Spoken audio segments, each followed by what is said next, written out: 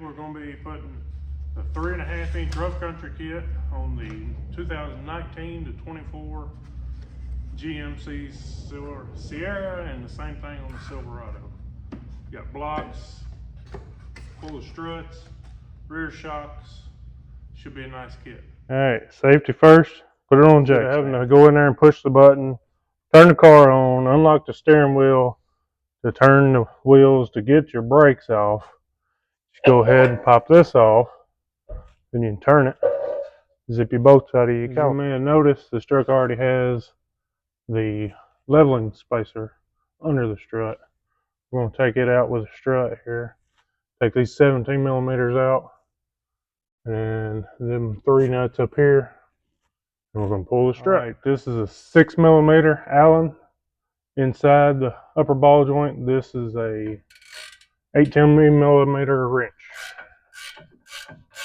Hold one, working both to get that out of there. Go ahead and undo the upper ball joint. Give us a little bit more room to get the strut out. There it is. All right, if you can see up in there, we got a swivel head ratchet, a long socket, decoil socket to get back in there to get these 3 bolts out right here. Pull the strut. All right, this is the air box right here in the way of getting my long socket in there with a ratchet. We're back to the ratcheting wrench. All right, now we got the strut out. You can get up in here. These bolts to hold the upper control arm up. We'll pull it off. This is a 21 nut and bolt on this stubby little Matco. Zip it right out. Always tighten your lower control arm bolts down with it sitting on the ground at ride height. What we're going to do up here, being we can't get to it with a strut in it after it's all together, put the control arm up level where it should go at ride height. Tighten it down. All right, kids, don't take the strut apart at home. They want you to put it in a machine. Collapse the spring to put this, clip it on underneath this. So I'll put it back together with what I got. Anywho, and also you got to cut these off 3/8 of an inch to go in here. As you can tell, they're a little long. And also install your hardware in that before you put it all back together.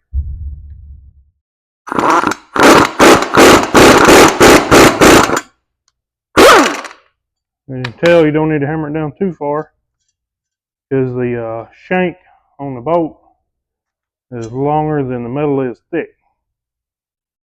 Don't forget your Jeffrey Dahmer safety glasses. Mm-hmm.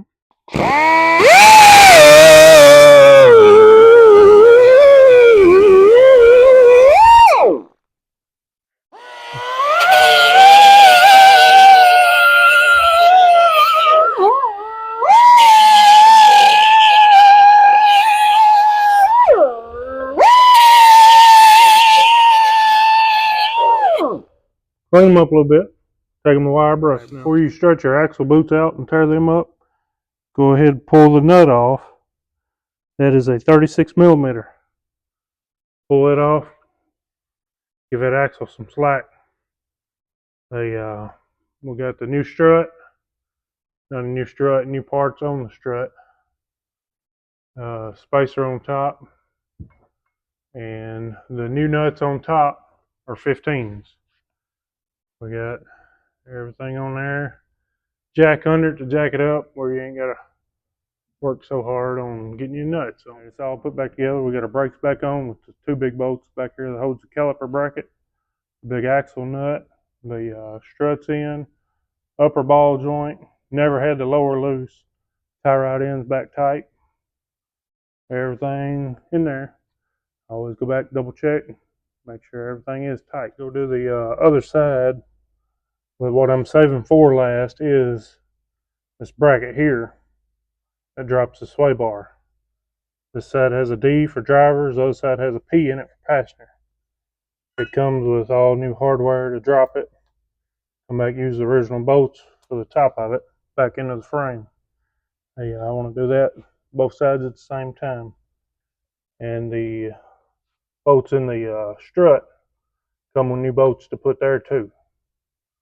So turn out to be a pretty nice kit. Don't forget to grease it.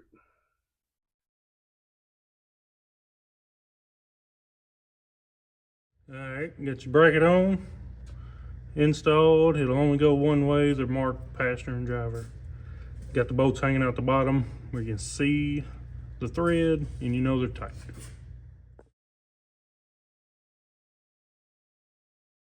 Alright, about to start on the rear. I got the jack stand underneath the front of the leaf spring. As you can tell with the back end up and the angle, how big of an angle the frame is. I don't like to put jack stand underneath the frame because the truck could roll, jack stand could slide down the frame. What you can do is pull the shock off.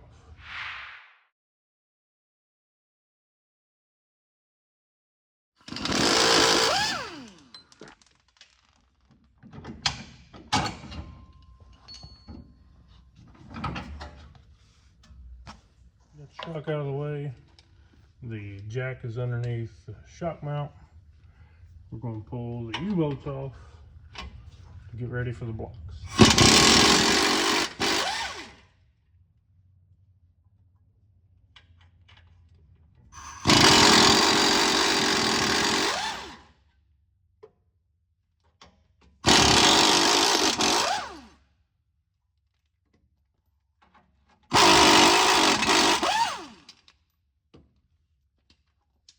You'll notice the blocks are wedge shaped. The taller end of the wedge goes to the rear. Alright, as you can see, we got our U-bolts in, block in.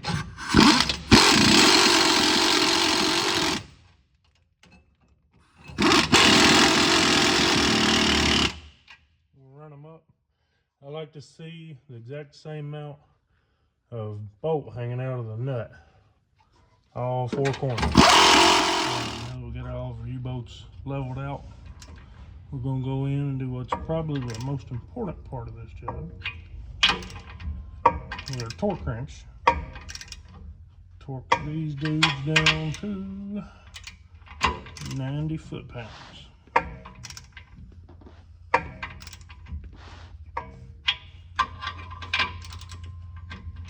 Especially with that plastic block, you don't want to have it one loose and one real tight. The factory nuts are 21, these are 22.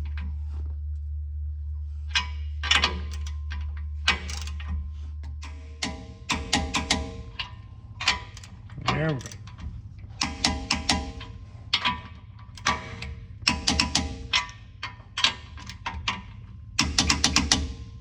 There it is. Rough Country's N3 Premium Shock Absorber. Pretty nice looking. Shock is on. This side is completely done. We'll go do the same thing on the other side and finish this thing up. Even though you have a Milwaukee impact that'll twist every lug stud off, we're going to properly torque the lug nuts for 100 foot-pounds.